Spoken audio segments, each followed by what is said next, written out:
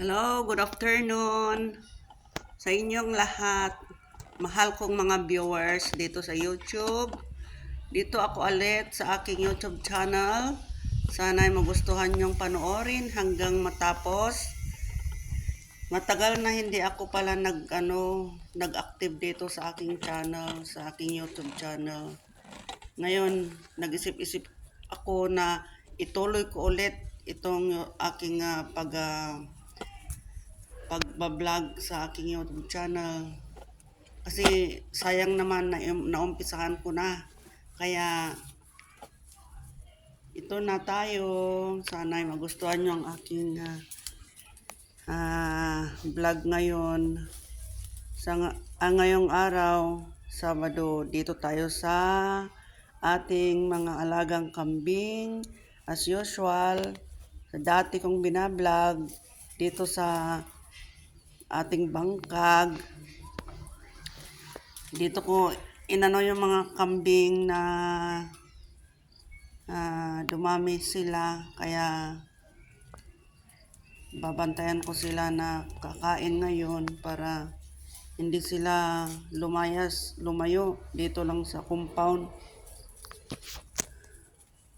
Siya nga pala, nag-focus kasi ako sa paggawa ng aking content sa aking Facebook page.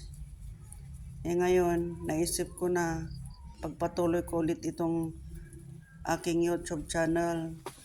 Sana'y magustuhan nyo ang aking mga pinapalabas.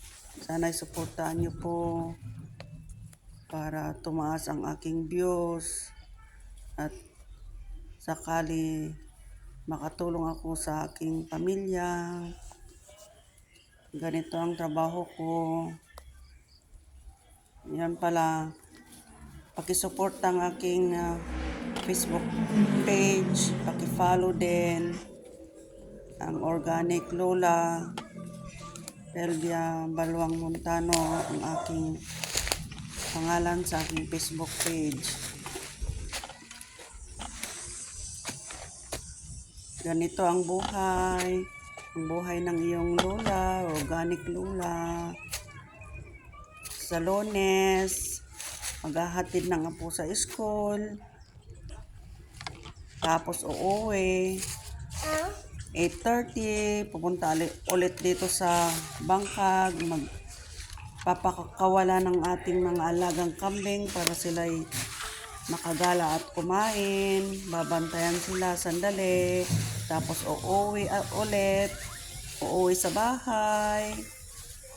Tamang-tama, alas 11 ng oras ng alas 11, pupunta ulit sa school, magbabaon sa apo, kakain ng pananghalian, tapos iiwan ko ulit sa school, uuwi ulit, magpahinga ng konti sa bahay, tapos oras ng alas 3, babalik sa school upang siya'y sunduin at umuwi.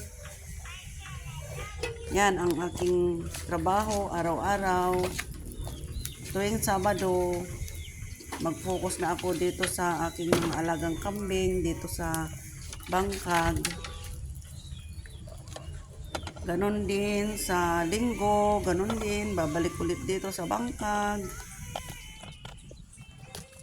Kung minsan, naghahanap ako ng panggatong dito sa bangkag, mga kahoy na napuputol-putol, iniipon ko, tapos iuuwi, panggatong. At ngayon, may mga naipon akong mga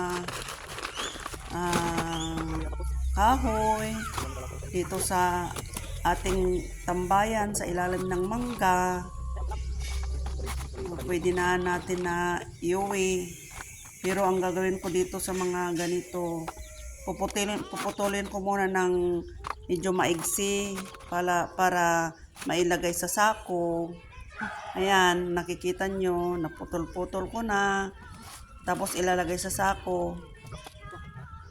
Ilagay sa sako, aayusin para Tapos iuwi mamaya. Yan ang aking anak.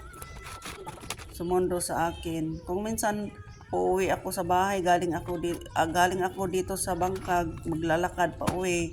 Kung minsan, susundin ako ng anak ko na nakamotor, magmumotor kaming umuwi. Malapit lang naman, mga 20 minutes lakarin.